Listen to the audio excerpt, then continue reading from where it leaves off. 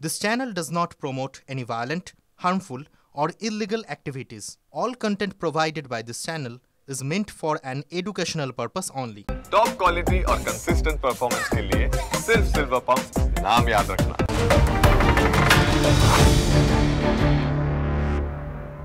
এই মুহূর্তে আরো একটা বড় খবরে নজর রাখবো। একেবারে অনুব্রত সুরে সুর মিলিয়ে এবার কালীঘাটে হুমকি তৃণমূল নেতার, বাড়ি থেকে টেনে হিঁচড়ে বার করে মারার নিদান শাসক নেতার।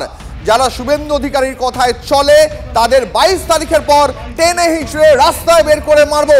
ট্রাম্প কোম্পানির ইউনিয়ন নির্বাচনে হুঙ্কার আইএনটিটিইউসি নেতা কুমার সাহার। ম্যানেজমেন্টের মাইতি এবং মন্ডল যারা শুভেন্দু অধিকারীর কথায় চলে, যে সরকারের কাজ করে না, শুভেন্দু অধিকারীর কথা শোনে, তাদেরকে 22 তারিখের পর টেনে হিঁচড়ে বার করে রাস্তায়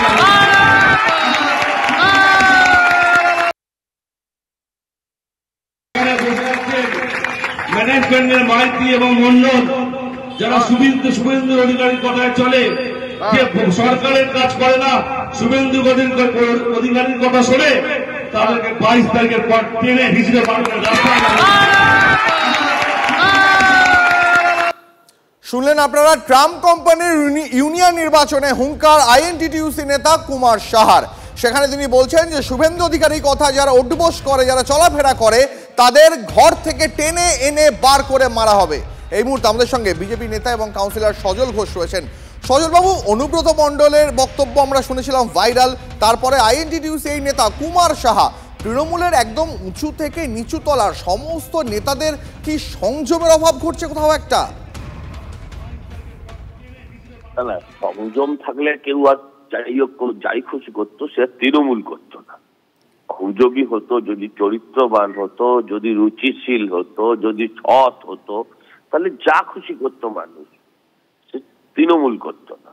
অত এগুলোর আশা করাটা তৃণমূলের ভেতরে সোনার পাথর বাটির সমান। অত সেগুলো বলতে চাইছি না, কিন্তু বলতে চাইছি কোনো কোনো ক্ষেত্রে দেখুন, এই যে কথাগুলো, যে বাড়ি থেকে টেনে বার করে মারবো, তোর মাকে টেনে আনবো, তোকে অফিস থেকে চুলের মুঠি ধরে টেনে বার করবো, এগুলো সব হচ্ছে তৃণমূলী কালচার। এগুলো সব তৃণমূল কালচার। পুরো পশ্চিমবঙ্গটাকে আপনি ভাবুন, একটা জায়গায় পশ্চিমবঙ্গের একটা প্রান্ত, একটা কোনা, একটা ডিস্ট্রিক্ট, কোথাও কিন্তু শান্তিতে আছে। এসব কুমার সাহারা প্রতি পাড়ায় আছে, প্রতি গলিতে আছে। হ্যাঁ, 26-এর নির্বাচন পাল্টালে না, এদের 6 মিনিট লাগবে না চিনে হয়ে যেতে। বেশ, সজলদা, অনেক ধন্যবাদ আপনার প্রতিক্রিয়ার জন্য।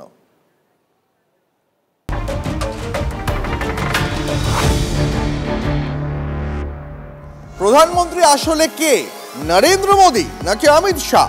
প্রধানমন্ত্রী বাইরে বাইরে ঘুরে বেড়ান, বকলমে দেশ চালান অমিত শাহ। ওরা গণতন্ত্র বিরোধী অধিকারে বিশ্বাস করে না, আক্রমণে মমতা বন্দ্যোপাধ্যায়। প্রধানমন্ত্রী সরকারি সফরে বিদেশে গেছেন, তার কূটনৈতিক সাফল্যের সুফল দেশ পাচ্ছে। অমিত শাহ স্বরাষ্ট্রমন্ত্রী বলেই ধুলিয়ানে বেঁচেছে আপনার পুলিশ, পাল্টাই মন্তব্য শুভেন্দু অধিকারী।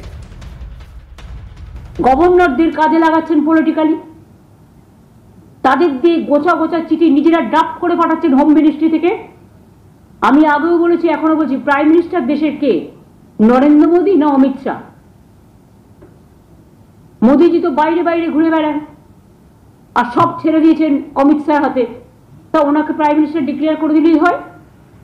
বকলমে তো দেশটা উনি চালাচ্ছেন, এবং পলিটিক্যাল পার্টির লোকেরা যা বলছে তাই করছেন, কোনো সিস্টেম মানছেন না, সব सिस्टम ভেঙে দিয়েছেন। और सिस्टम को आपने तोड़ दिया, अब लोगों को इज्जत लेके खेलते हैं। দেশের প্রধানমন্ত্রী G7 এর মিটিংয়ে গেছেন, দেশের প্রধানমন্ত্রী সরকারি সফরে গেছেন।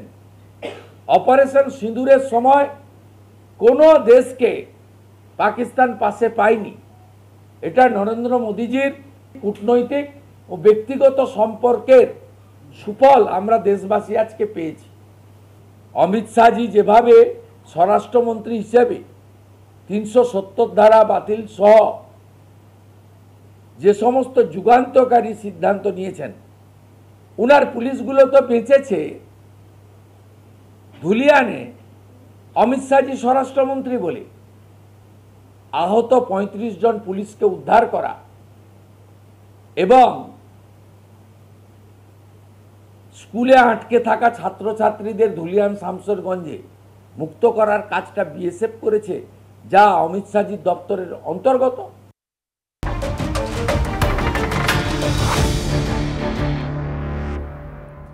বাংলায় নতুন বিতর্ক। হিন্দি সিনেমা কেশরী চ্যাপ্টার 2-এ ক্ষুদিরামের নাম বিতর্ক। সিনেমায় ক্ষুদিরাম বসুকে নিয়ে ইতিহাস বিকৃত করার অভিযোগ উঠেছে। বিধাননগর থানায় অভিযোগের ভিত্তিতে তদন্ত শুরু করেছে পুলিশও। সিনেমায় ক্ষুদিরাম বসুর পরিবর্তে ক্ষুদিরাম সিং নাম ব্যবহার করা হয়েছে, যার তীব্র নিন্দা করে বিজেপিকে নিশানা করেছেন মুখ্যমন্ত্রী মমতা বন্দ্যোপাধ্যায়। এভাবে বাংলার স্বাধীনতা সংগ্রামীদের অসম্মান করতে লজ্জা করে না আক্রমণে মুখ্যমন্ত্রী। ক্ষুদিরাম যতটা তৃণমূলের ততটাই বিজেপির, পাল্টা জবাব বিজেপির। দরকার পড়লে আদালতে যান, বললেন বিজেপি বিধায়ক অগ্নিমিত্রা পাল।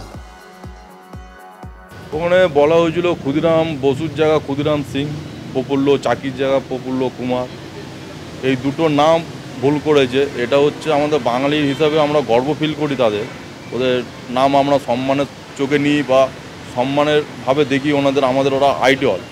তাদের এত বড় একটা বইতে নাম ভুল রাখার তো এটা যারা বার করেছে তাদেরকে একবার একটু রিচার্জ করে নেওয়া উচিত ছিল।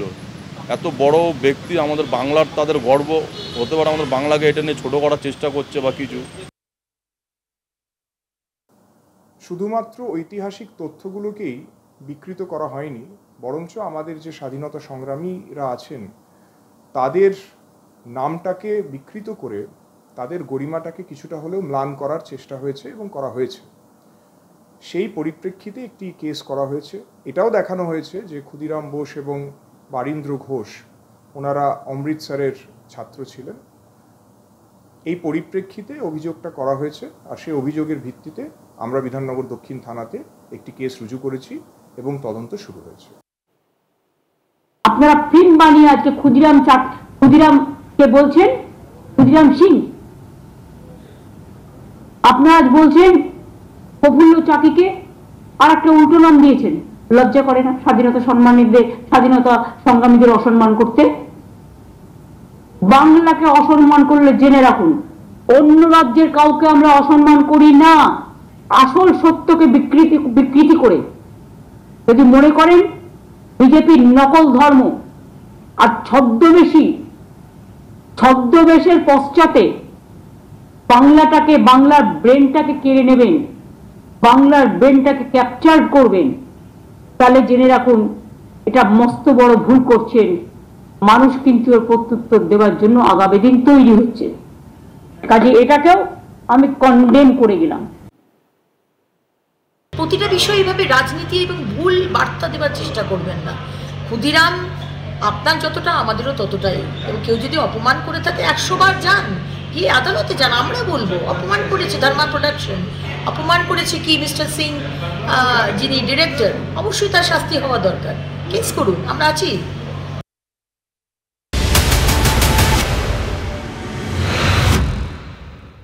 এই মুহূর্তে সরাসরি চলে যাব কালীগঞ্জে, কারণ উপনির্বাচন শুরু হবার মাত্র 2 ঘন্টার মধ্যে একের পর এক অশান্তির খবর পাওয়া যাচ্ছে।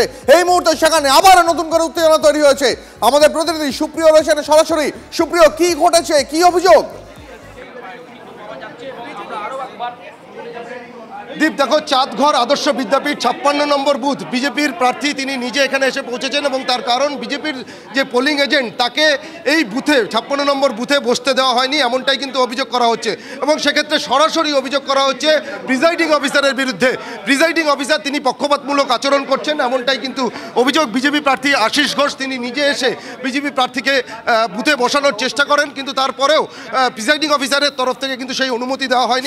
যদি সম্ভব হয় একবার আশিস বাবুর সঙ্গে কথা বলার। চাঁদঘর আদর্শ বিদ্যাপীঠ 56 নম্বর বুথ, কি অভিযোগ? আপনাদের এজেন্টকে বসতে দেওয়া হচ্ছে না কেন? দেখুন, এদের তৃণমূল দলের পায়ের তলায় মাটি নেয়, এখানেই প্রমাণ।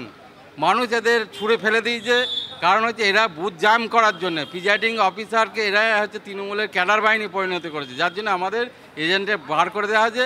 আমরা আবার এখন এজেন্ট বসাবো যাতে সুষ্ঠু। প্রিজাইডিং অফিসারের সঙ্গে আপনি নিজে কথা বললেন, একেবারে উত্তপ্ত বাক্য বিনিময় হলো আমরা দেখলাম, মানে তার কি বক্তব্য, সে কেন বসতে দিল না? এটা তো এদের মানে তৃণমূলের ক্যাডারেরা, এই প্রিজাইডিং অফিসার তৃণমূলের ক্যাডার, এরা এইভাবেই পরিকল্পনা করছে যে এটা ভোট যাতে বানচালা। ভোট গ্রহণ শুরু হওয়ার প্রায় 2 ঘন্টারও বেশি সময়, প্রায় 2.5 ঘন্টা সময় ধরে আপনাদের পোলিং এজেন্ট নেই, এই বিষয়টা কি নির্বাচন কমিশনে জানাবেন এবং সেখানে আপনাদের অভিযোগ সরাসরি প্রিজাইডিং অফিসার? একদম একদম আমরা জানিয়েছি এবং আমরা এখনই বুথে এজেন্ট বসাবো। দীপ, শুনতেই পারলে আমরা একেবারে বিজেপি প্রার্থী আশিস ঘোষ, তার সঙ্গে সরাসরি কথা বললাম। তিনি যেটা বললেন যে এই বিষয় নিয়ে নির্দিষ্ট অভিযোগ তিনি নির্বাচন কমিশনে জানাবে, তবে বিজেপি প্রার্থী এসে তিনি তৎপর হওয়ার পরেই কিন্তু এখন এজেন্ট বসানোর বিষয়ে নতুন করে আবার তৎপরতা শুরু হয়েছে।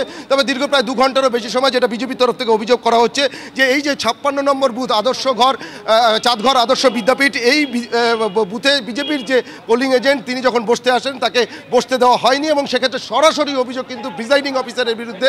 এবং সেক্ষেত্রে প্রিজাইডিং অফিসার, তার সঙ্গে যখন আমরা কথা বলেছিলাম দীপ, তিনি কিন্তু যেটা দাবি করছেন যে যে বিজেপির পোলিং এজেন্ট তিনি এই বুথের ভোটার না হওয়ার জন্যই তাকে বসতে দেওয়া হয়নি, এমনটাই তাদের কাছে নির্দেশ রয়েছে।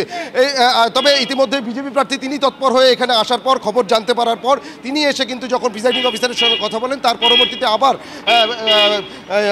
বিজেপি প্রার্থীকে, বিজেপির যে পোলিং এজেন্ট রয়েছে তাকে বসার জন্য অনুমতি দেওয়া হয়েছে এমনটাই জানতে পারছি। তবে এখনো পর্যন্ত তিনি বসেননি। কেন্দ্রীয় বাহিনী আমরা দেখতেই পাচ্ছি গেটে মোতায়েন রয়েছে, বিশাল সংখ্যক কেন্দ্রীয় বাহিনী মোতায়েন রয়েছে, সেক্ষেত্রে নজরে থাকবে। আপাতত অনেক ধন্যবাদ তোমাকে।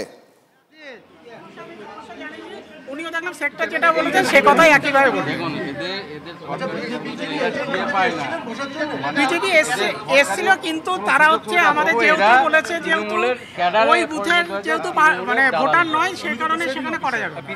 বলছেন আপনি তৃণমূলের দালাল বলছেন বিজেপি? না না না, এটা ফালতু কথা, এটা ফালতু কথা, এটা না, এটা কোনোভাবেই হচ্ছে না। বসতে দিচ্ছে না আমাদের সেক্টর। ভোটার বলতে ওই বুথের ভোটার হতে হবে বলছে। আমি যে বুথে আছি সে বুথের ভোটার হতে হবে, এটা আমাদের বলেছে এবং সেই কারণে আমরা এটা করেছি। ধন্যবাদ।